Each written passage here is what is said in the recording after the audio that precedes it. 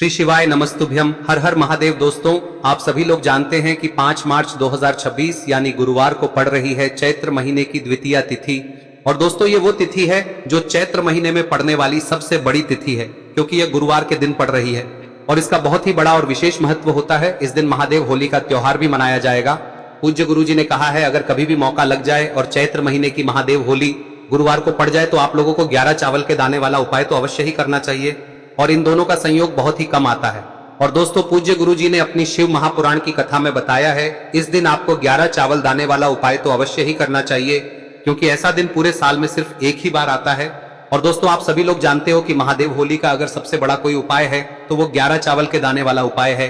तो दोस्तों, इस गुरुवार के दिन आप लोगों को इस 11 चावल दाने वाले उपाय को जरूर करना है।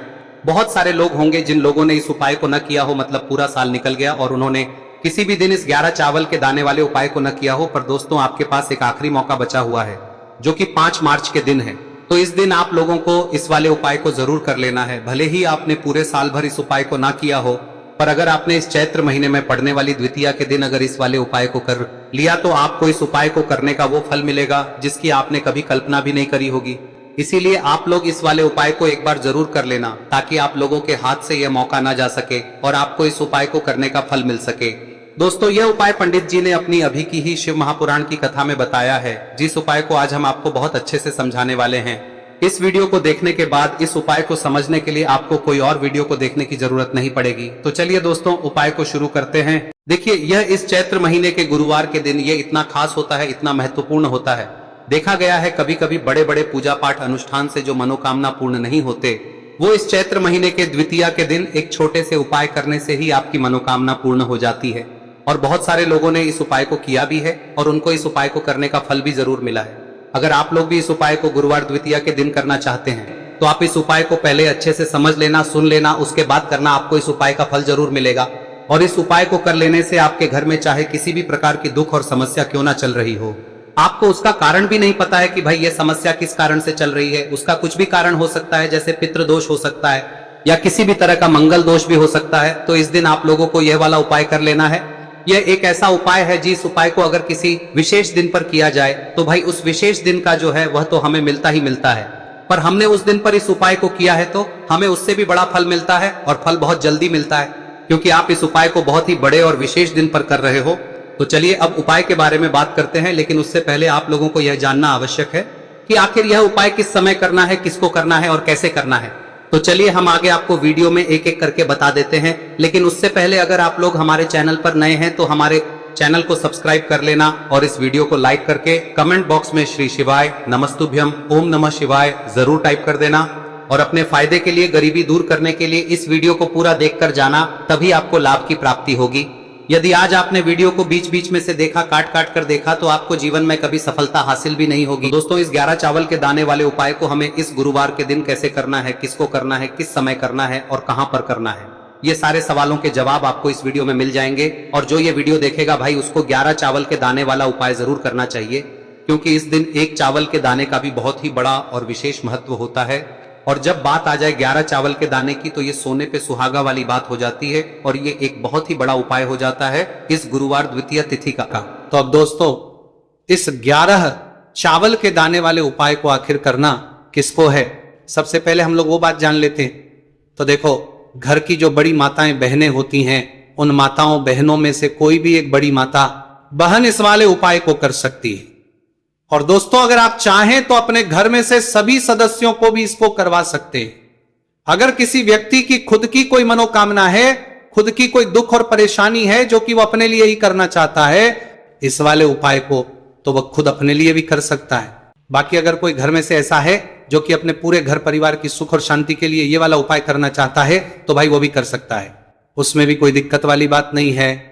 कहने का मतलब यह है कि इस उपाय को हर के सदस्य भी कर सकता है, और पूरे घर परिवार के सदस्य के लिए घर की बड़ी माताओं बहनों में से कोई एक माता बहन भी कर सकती है। माताएं बहनें अगर घर में उपस्थित ना हो या वो ये वाला उपाय ना कर पा रही हो, तो फिर घर का कोई बड़ा सदस्य भी इस 11 चावल के दाने वाले उपाय को कर सकता है, चाहे फिर वो पुरुष ही क्यों ना हो, उसमें कोई भी दिक्कत वाली बात नहीं है।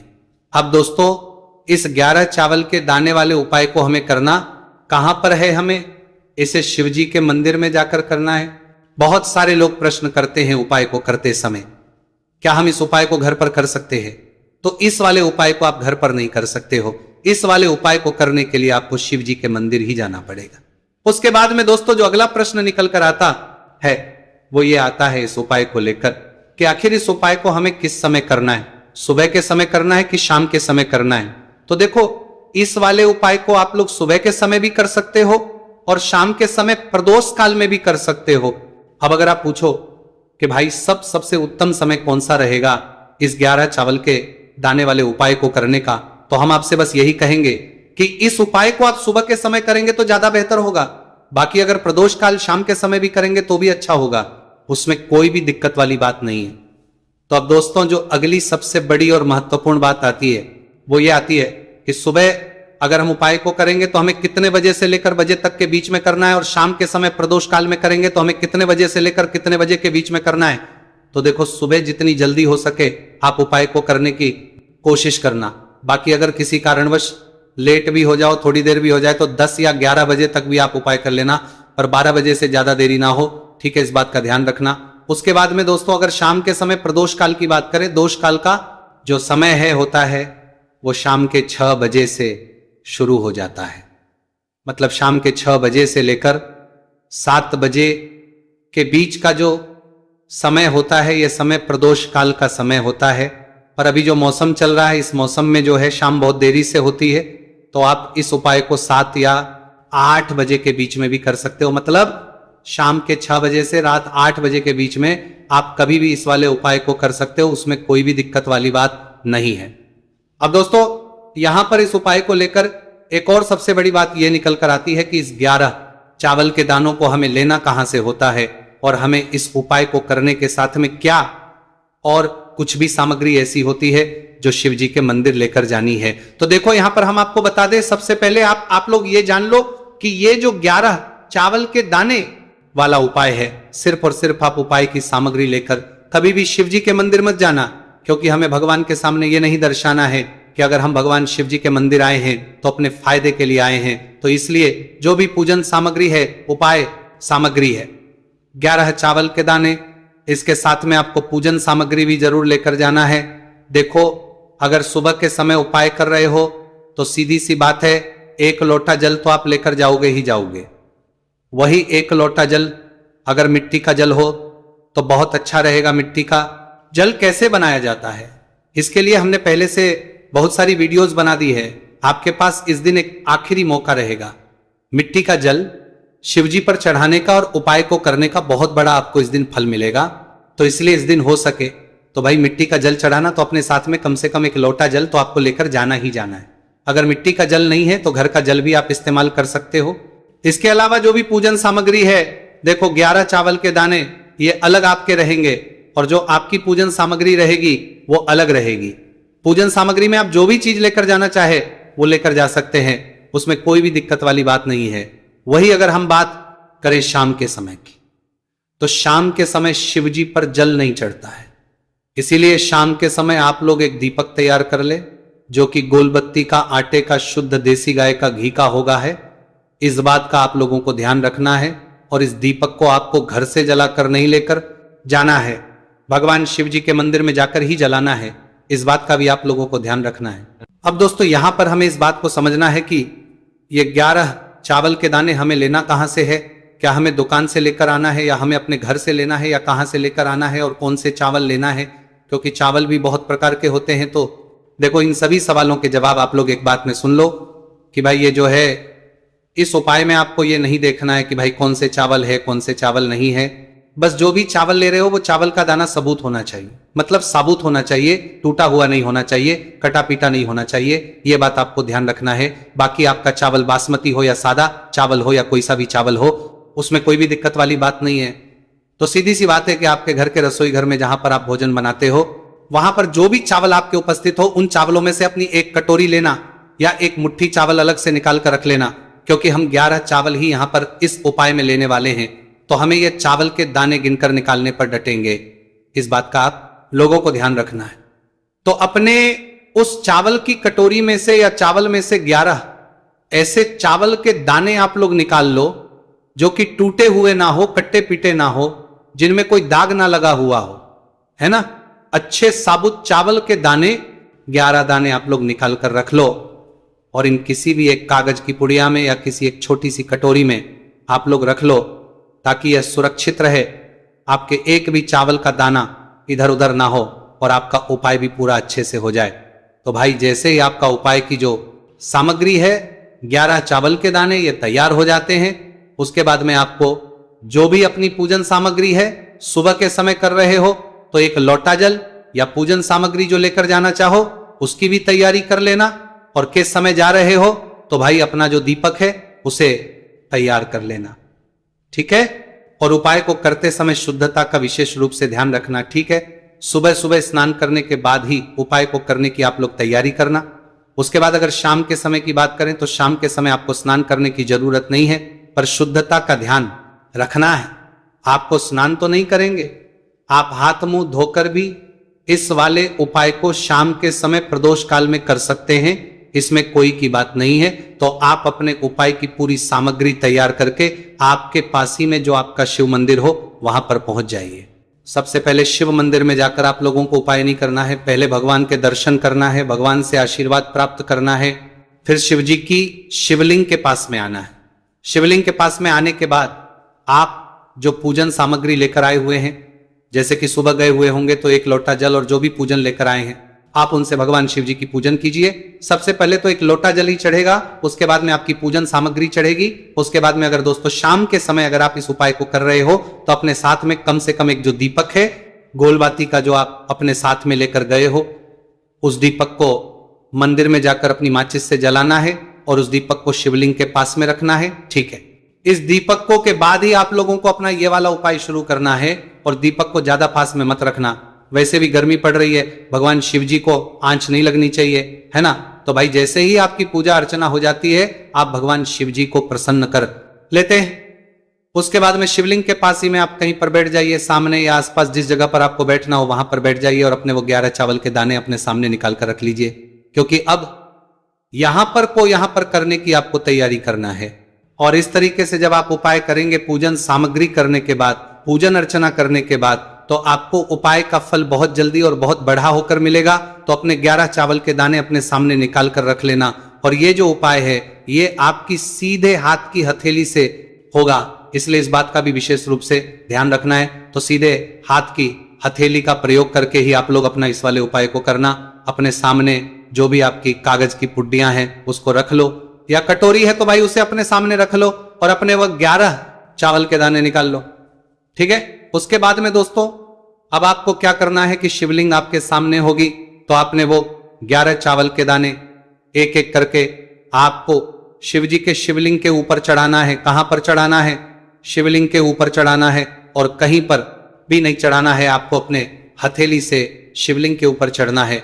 भले ही फिर वो अपने आप जलाधारी पर गिर जाए या मतलब वहीं पर गिर जाए, उसमें कोई दिक्कत वाली बात नहीं है, पर आप चढ़ाओ शिवलिंग के ऊपर ही। तो आपको क्या करना है, अपना पहला चावल उठाना है, श्री शिवाय नमस्तुभयम बोलना है और शिवलिंग पर चढ़ा देना है।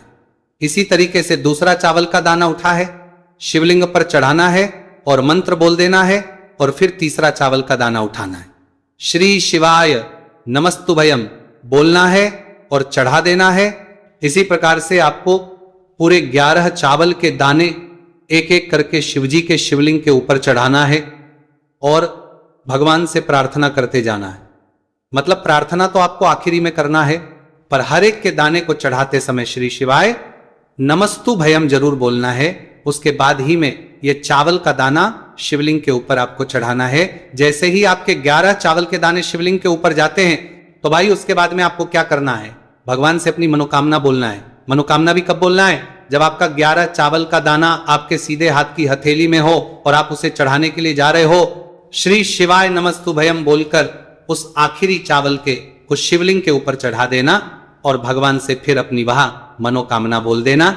जिस मनोकामना के लिए आप लोग अपना ये वाला उपाय कर रहे हो, जिस भी दुख और परेशानी के लिए आप लोग अपना ये वाला उपाय कर रहे हो, उसके बाद में जैसे ही आप अपनी मनोकामना बोल देते हो, आपका ये वाला उपाय पूरा हो जाता है। पर दोस्तों, उपाय को करने के बाद आप लोगों को 2 मिनट भगवान शिव जी के मंत्र का जाप जरूर करना है। और मंत्र का जाप करने के बाद भगवान एक और बार प्रार्थना करना है अपनी मनोकामना के लिए या अपनी जो भी दुख और परेशानी है उसके लिए।